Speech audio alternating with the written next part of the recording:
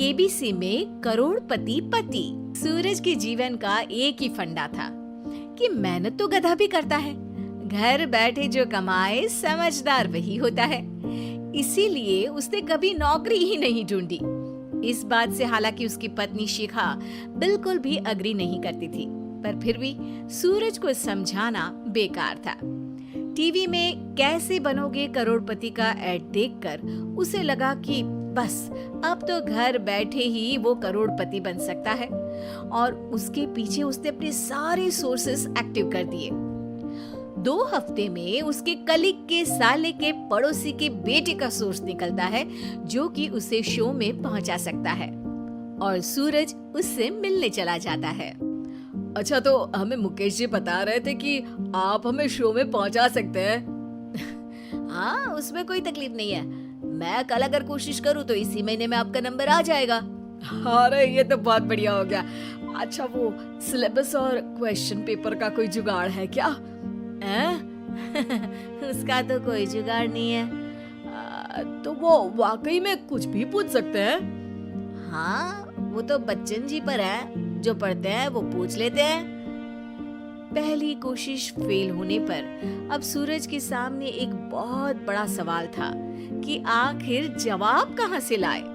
तब शिखा ने एक सजेशन दिया, क्यों ना सूरज अपने चचेरे भाई सुमित से मदद मांगे, जो कि यूपीएससी की तैयारी कर रहा था। हालांकि इतनी मेहनत करना सूरज को समझ में नहीं आता था, पर कोई और रास्ता ना मिलने पर वो आखिर सुमित से बात करता है। अरे सुमित, हमारा कैसे बनोगे करोड़पति के लिए सिलेक्शन होने वाला है। तुम हमें थोड़े चिट बनाने में मदद करोगे क्या? अरे भैया, चिट बनाए तो सालों हो गए, उसमें हमारा एक्सपर्टीज नहीं है, बल्कि आप बोलो तो हम आपकी पढ़ने में जरूर मदद कर सकते हैं। हट, कैसी अनाप शराब बातें कर रहा है तू। सूरज ने सुमित को मना तो कर दिया था, पर तैयारी करने के सिवाय कोई चारा उसे दिख भी नहीं रहा था, खासकर जब 12 के पेपर लीक करने के एक्सपर्ट शुक्ला जो भी हाथ जोड़ लेते हैं। आखिर सूरज को सुमित के पास जाना ही पड़ा, और उसने सुमित और शिखा से वादा किया कि वो बहुत मेहनत करेगा।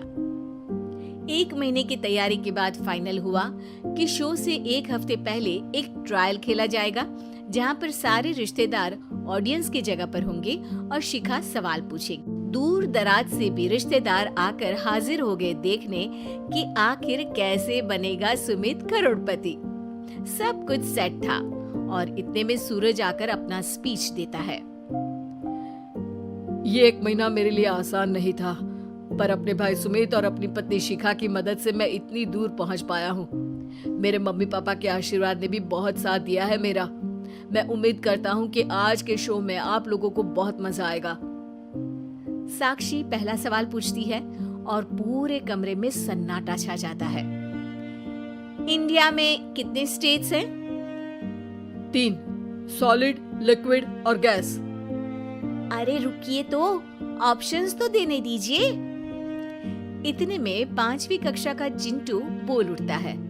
अरे क्या मामा, आप तो पहले सवाल पर ही आउट हो गए। अरे बेटा, पहला सवाल तो ट्रायल होता है ना। अरे तुम अब देखना। देखने जैसी बात तो थी ही। सूरज को इतना शांत किसी ने नहीं देखा था।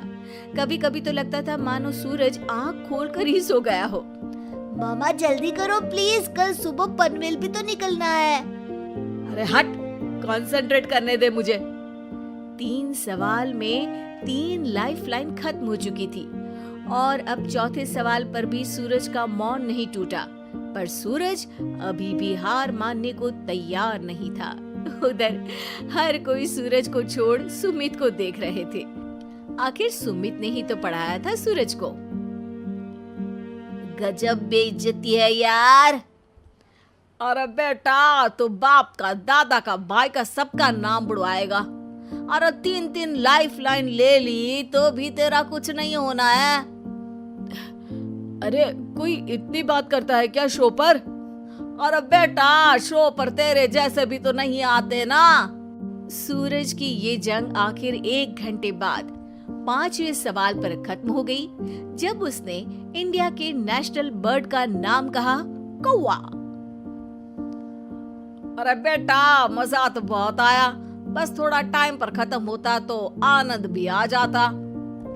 ताने बारिश के बूंदों की तरह बरस रहे थे और सूरज को भी समझ आ रहा था कि ये करोड़पति बनना शायद उसके बस के बाहर की बात है। पर वो आखिर ये बात मान कैसे लेता? वो सख्त लौंडा जो ठहरा, उसने सोचा कि बेइज्जती तो हो ही चुकी है, पर अगर मैं हार नहीं मानूं तो शायद कुछ हो सकता है। शिखा, तुम देखना, असली शो में आग लगा दूंगा, आग। करोड़पति बनूंगा मैं। हाँ, सब्जियां खत्म हो गई है घर पे, ले आओ। पहले पति बन जाओ, फिर करोड़पति बनना। अरे गजब बेइज्जती है यार। बेटा, अभी तो घर पर ही हुई है, 1 हफ्ते में तो तुम देश के सामने करवा कर आओगे। वैसे जब टीवी पर जाओ ना, तो बस अपने मम्मी का ही नाम लेना, ठीक है? कोई पूछे तो बोलना कि पापा नहीं है मेरे। अरे पढ़ाई की, पेपर निकलवाए, इतने सारे लोगों को खाना खिलवाया, क्या फर्क पड़ा? इसीलिए मैं कहता हूँ कि मेहनत तो गधा भी करता है, घर बैठे जो कमाए वही सिकंदर। लेकिन मामा, गधे भी जानते हैं कि हमारा राष्ट्रीय पक्षी मोर है।